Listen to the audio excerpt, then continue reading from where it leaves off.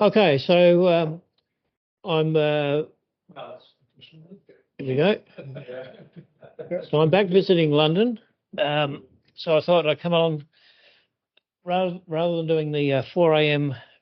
getting up at 4 a.m. in Australia to join in. I thought I'd come along for a real pint tonight. So anyway, so since I was here in London just over 12 months ago, I thought I'll come along and just talk about two projects I've done in the last year, or a couple of developments we've done. So the first one's about programming an automotive flashing light. The types of light you'll see on a roof bar, on a service vehicle, or typically like a council vehicle, where you see a series of yellow or flashing yellow lights, and the one we've actually been using is made by RS, and the challenge is that every customer or everybody who uses these sort of flashing lights has their own opinion on what the flashing sequence should be. Should it be a constant pulse, or should it be a double pulse and a break? And so RS have built this device that's got over 20 different flashing patterns, and so no matter where you put them, or the customer that is supplying these to has a different opinion. So you can't just have a default flashing pattern. So our challenge is to be able to program and select out of this 20 odd or more patterns the one that this particular customer wanted. So the way that they program these is that there's four wires.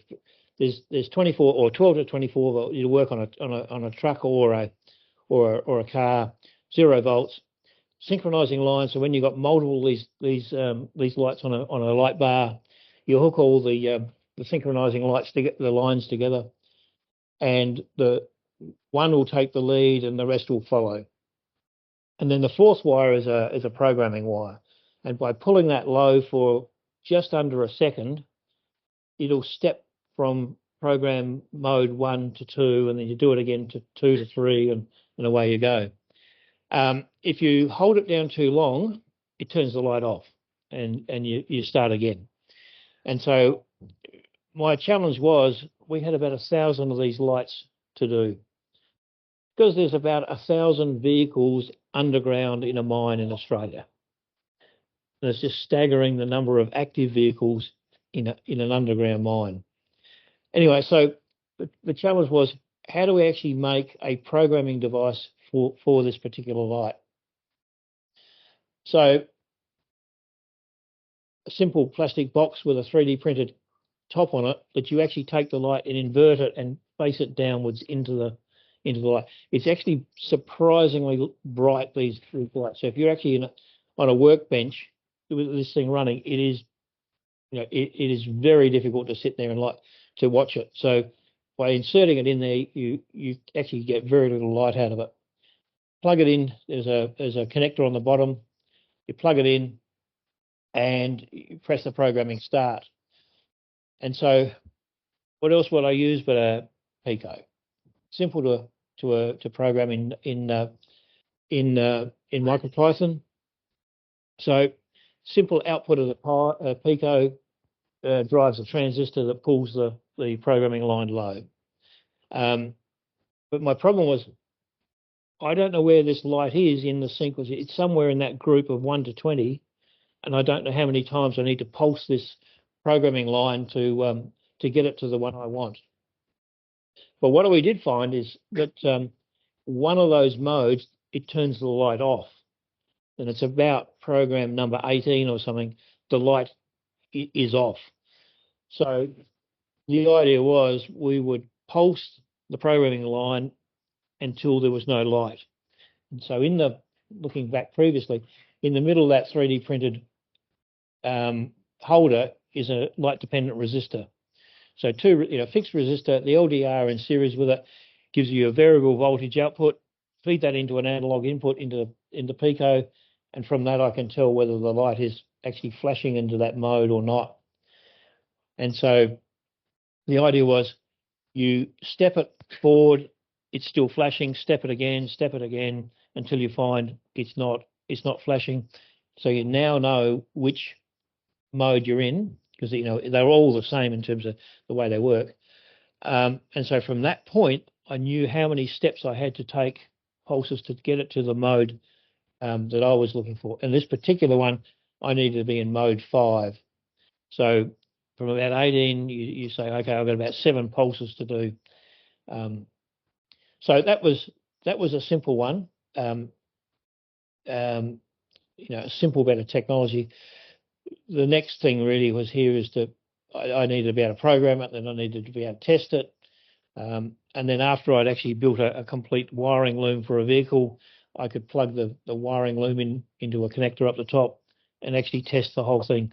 And this particular device was actually hanging off a 2-way radio, so they could remotely do selective call and selectively call a vehicle, and this light would be flashing, and the driver, who's probably stepped out of the vehicle, would know that he's been called and would come back to the vehicle.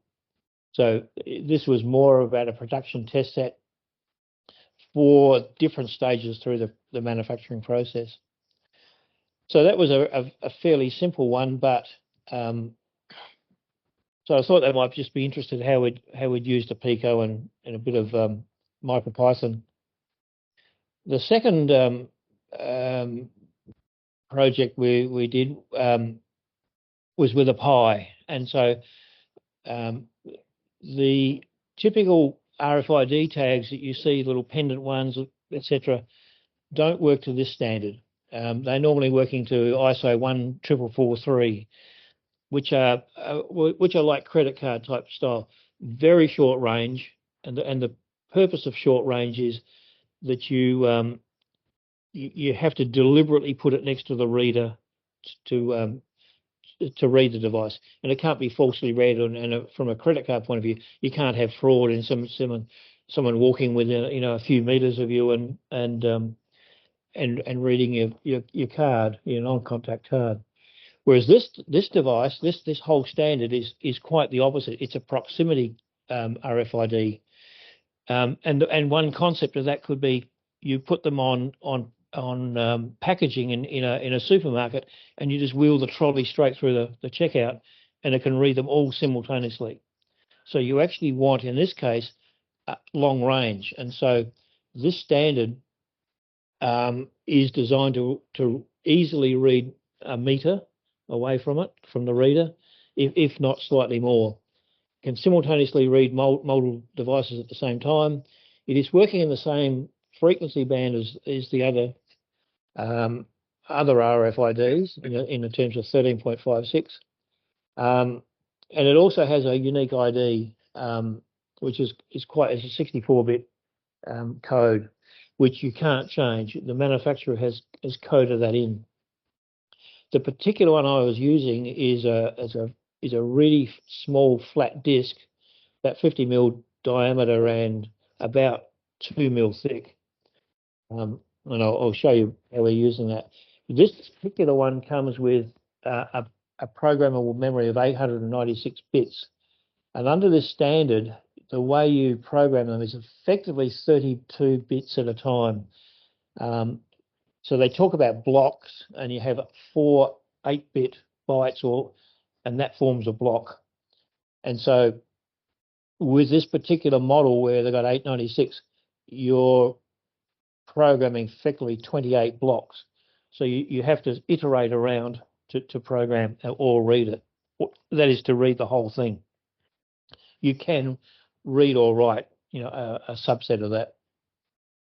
And so I took this on between Christmas and New Year. I have this habit of saying, how hard can this be? And it took me the whole time to figure that how to make this work. And part of that's because the tutorials and information around focuses on only one part of how this device works. And it's almost like there's one tutorial and everybody's just copied the same thing. and how I wanted to use it, is not published, and so I had to go right back to the standard and try and work it out, which thankfully we actually did that. Where I'm using it is I've got a product which is a sensor on the end of a cable, and it's wound around a drum like a crane. So it winches this sensor up and down, and every time the drum turns, this RFID tag will go past a reader, and it doesn't have to be accurately next to the in really close contact. So we said a few hundred millimeters away, and what we're actually doing there is we're writing to the tag every time it goes up and down. We're measuring the number of times the sensor has actually been used, and some of the parameters from the sensor's results are being put into the tag. And then from a manufacturing point of view, we're putting data manufacturer, serial number, etc.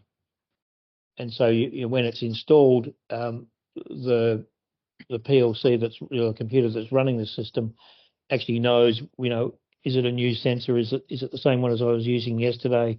Do I need to recalibrate, etc. And so we can put the calibration parameters in the tag as well. So the programming, there's 3 or 4 companies who make chips for this particular standard, and the one I was using is NXP, mainly because I could buy off AliExpress a very cheap programmer. Whereas if we go back to this company, the manufacturer, they have an industrial grade reader that will, you put out in the weather. It's extremely expensive, but it's extremely robust. Now, from a programming point of view, from my point of view, I didn't need that, but I also needed better control of the programmer as well. So I went down this track, and anybody who's programmed the standard RFID tag, they're fairly simple. You're talking from a Pi or a Pico straight to the RFID chip. In this one, you've got to actually communicate from the Pi to the chip, store the data in the chip, and then instruct the chip to pass that on to the RFID tag. So it's quite a different fundamental concept of how it works. It's working with SPI, which is serial, and a serial in and out and a clock, but you don't actually use the chip enable in SPI, and it's mainly because there's actually 2 lines for chip enable effectively, and so what you'll end up doing is you don't use the chip enable off the SPI port, but bring up 2 other GPIO ports, and you call them busy, and NSS is effectively a chip enable. So, and the sequence you've got to go through is you wait till the device is saying that it's not busy, and this is not the RFID tag. This is the chip on here.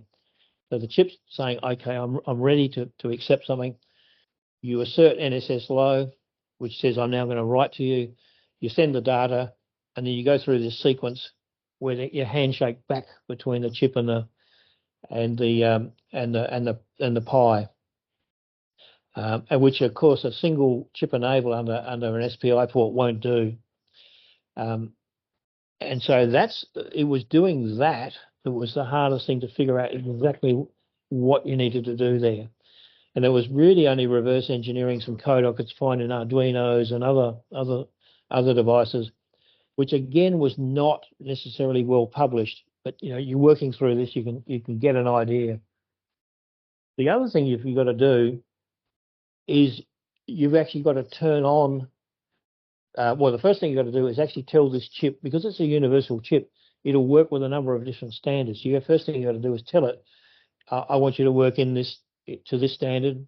You then got to turn on the transmitter and the antenna, activate the antenna, clear the interrupts. Now, normally interrupts are used in for the chip will interrupt the Pi, But even when you're not doing that, in my case, I'm not doing it. I'm actually polling it. I've still got to clear the interrupt register. Otherwise, the thing will freeze at that point. Set it into an idle state, and then activate a series of transceiver routines. And at this stage, all we're doing here is the Pi is just setting this NXP chip up to work. There's no communication taken place to this point in time.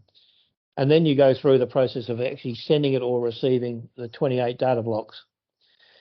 And then to finalize the communication process, which is effectively saying, okay, I've now set you up, I've now loaded the data into you, I now want you to actually transfer that to the RFID chip. You effectively go through some of this sequence in reverse.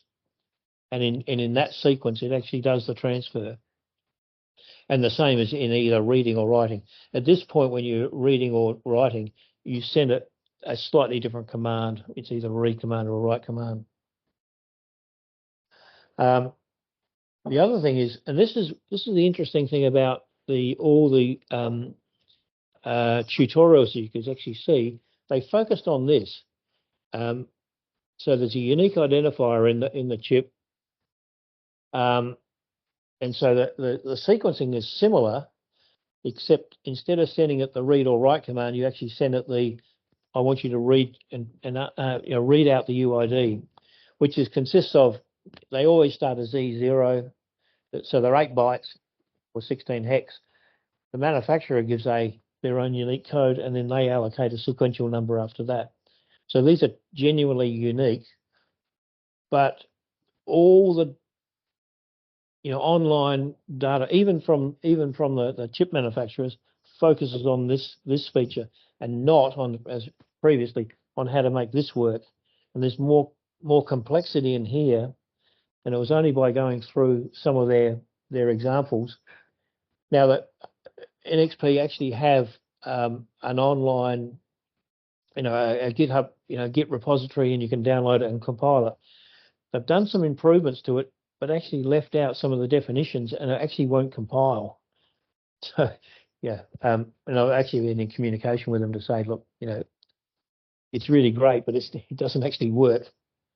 Anyway, so we managed to actually get it to work, and so the workflow, I was trying to actually take a screenshot of the, but I couldn't actually. So I'm actually connecting up to the office from here back in Australia, and I couldn't actually get a screenshot of the screen. But however, what we've got is a Raspberry Pi with a 7-inch touchscreen monitor, running Pi games to actually give us, a couple of touch buttons, and a series of instructions and feedback. So you're either programming a new RFID tag, or you want to relabel or reprint a label that may have got damaged. You see back here, there's the tag, but I'm also printing out a label, which is covered in clear heat shrink. So that the idea was you present a new RFID tag, you put it in the programmer and touch the touch screen on the key. It says new program new. The Pi will then go off to an SQL database, which is storing the UIDs, so we know which ones have been programmed, which ones haven't. So we don't want to duplicate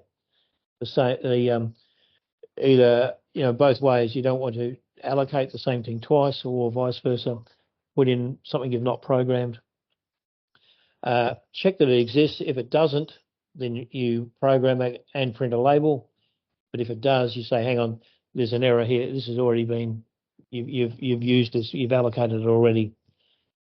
On the other hand, if you say reprint, you check that it's already been programmed, and you can reprint the label. But if it hasn't been, again, you get an error message.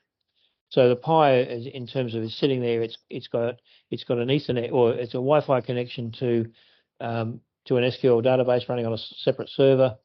It's got a 7-inch touchscreen, and this programmer plugged into it.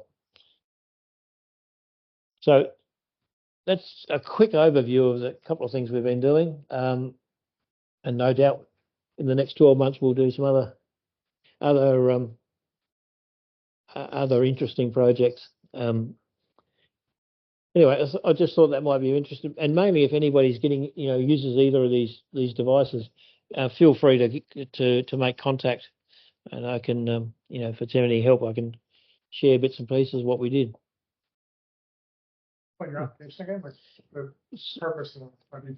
So the RFID tag is attached to it. So this cable is a 10-meter long cable, plugs into a device, into the transmitter for the controller for the sensor, and on the other end of this long cable is actually the sensor, and so it's wound around like a drum on a hoist, and the sensor is actually dropped into a tank of liquid, which happens to be a very strong chemical, and we're trying to track the age and the performance of these sensors. And by one way of doing it is how many times did it get dipped in the chemical. They can have a very short life, and it should have a 12-month life. And so the point is, we actually one thing we're doing is measuring the long-term performance of this sensor, but equally we're storing the things like the calibration characteristics. So by loading them into that, when it turns for the very first time past the reader, it will load that into the PLC, and you don't need to physically go out and calibrate set the calibration characteristics into the PLC. You're transferring them out of the RFID tag. So you just have the serial number, or what are you actually putting into it? Date of manufacture, its serial number, its model number, the cable lengths, and then after that it's the number of times it gets dipped in the liquid. And so the drum, every time it turns or goes up or down, it increments. It reads that particular register and increments it, and then writes it back. And so yeah. So it's working quite well. And so I'll set up some parameters. I'll set some of them in the factory, and then I zero. What I also do is zero everything. All the ones that are going to be used on site, I zero them out, so they don't increment from a random number.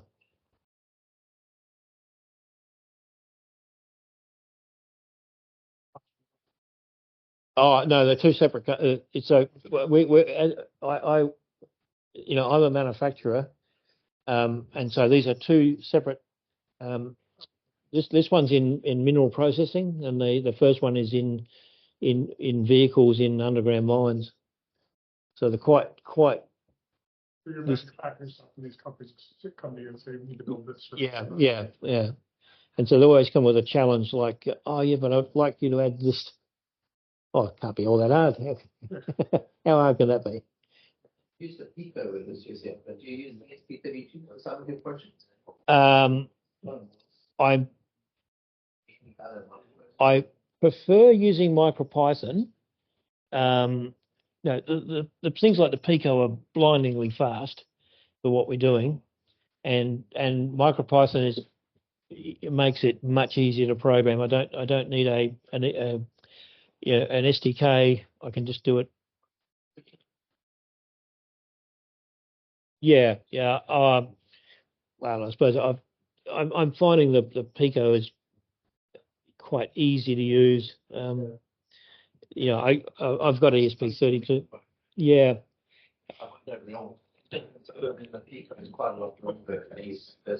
Oh yes, in these sort of things, we're like coming back to this first one, a box.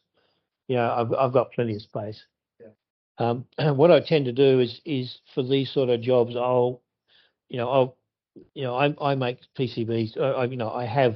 I'll buy them out of China, but I'll generally make you start off with something like this and say, I need a board that does this.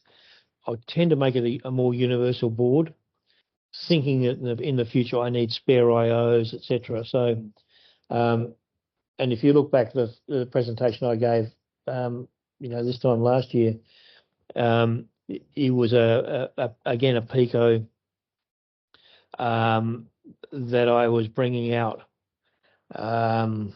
40 IO, 50 IO, with the extended version, but quite a universal board.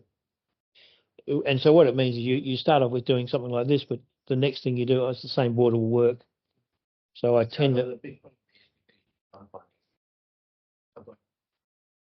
6 different versions of it, but their pins are often differently numbered, Yeah, and it's a real pain. exactly. The showers have a standardized GPR pins. Yeah. But most of the rest of the manufacturers, there's no standard. Well, the other thing is with the ESP32 that the ADC converter is not low quality. Yeah, and some of the things I've done.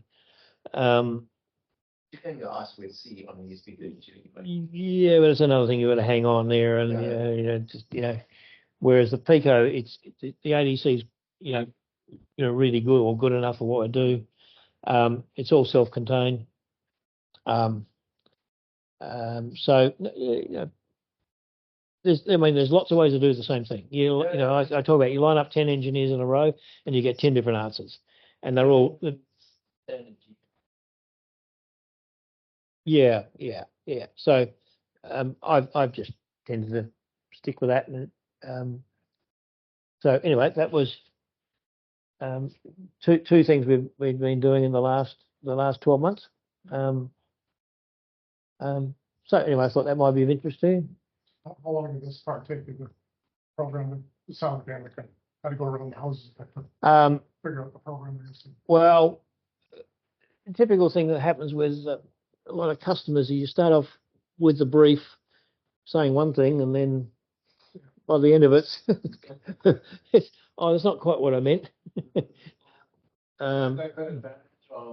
Yeah. Oh, and in this particular case, the serial number I was going to use here was the same as the UID. So it didn't matter whether you read the label or there turned out to be a limitation in their systems. Somewhere down that line, there was a limit to only being 2 bytes, 16 bits. So there was this. Right. I'm going to have to change that. So one of the things this SQL database is doing is allocating a 16-bit serial number in hex, and then tying it back to. So we just allocate them sequentially and tying it back to the UID. And so when we print serial number on the label, it's actually the next sequential number off the SQL database. And that's the sort of surprise that happens at the 13th hour. And others have been around the same loop with customers. Yeah. They don't need more than 65,535 sensors there. No, well, I hope not. But in that respect, the serial number I'm printing it as a decimal number for them. Starts at 10,000. Because I don't believe in having preceding zeros because you get people who put them on, leave them off, or whatever. So I started at 10,000 and working our way up from there. So I don't even. And then the other thing is their register is 2's complement, so it's actually only 32,000. So, and I've started at 10, so well, I did suggest that, but I don't know. So that's the interesting in this whole game. It's those sorts of things that not to catch you out, and it's not as though they've done the wrong thing by. It's just that they've just assumed how it's going to be done, and of course you say no, hang on, I knew that the UID is 64 bits. And so you got to be agile and you change at the last minute for those sort of reasons. But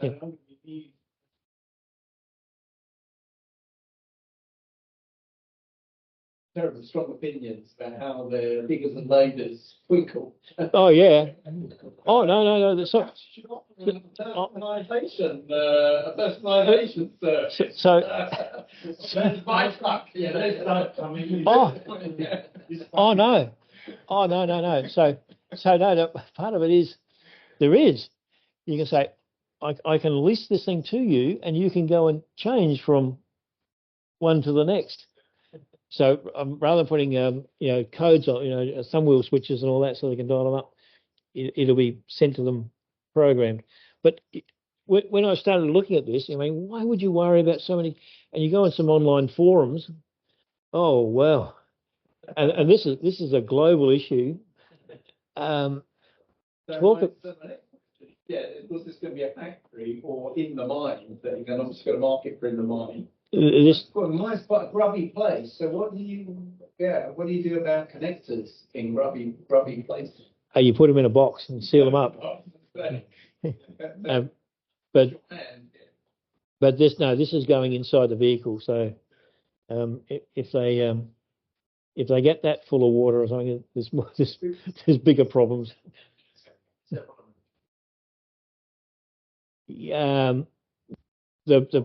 The light itself here is effectively in the driver's cabin, so it's going to be the typical vehicle temperatures. Now, The box is no. Oh no, it doesn't generate much heat. The real issue, this was interfaced. There was a complete circuit to interface this to the radio, to the two-way radio. So this was there's 1,000 of these things and 1,000 control boxes, but only one, effectively one programmer. It was more about how we went about programming these things. So it was part of the assembly process. You're making these things. While you're assembling one, you're putting the previous one in the programmer and just press the program button and away to go. There was no human intervention, so it was always, it was always right. Because if you try to do, I started thinking, well, it can't be all that hard to just flash this blue wire a few times. And it's actually surprisingly difficult if you don't get it on there long enough. If it's not more than half a second, it doesn't step. If it's more than a second, it does something else. And it's quite hard to actually do that manually. Whereas this programmer took all that away. So anyway, that was.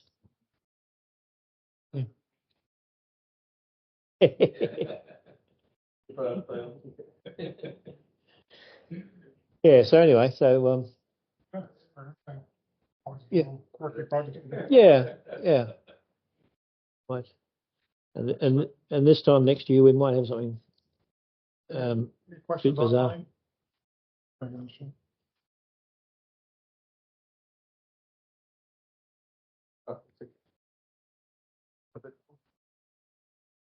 Cool. Okay. Thanks very much, Tony. Yeah, my pleasure.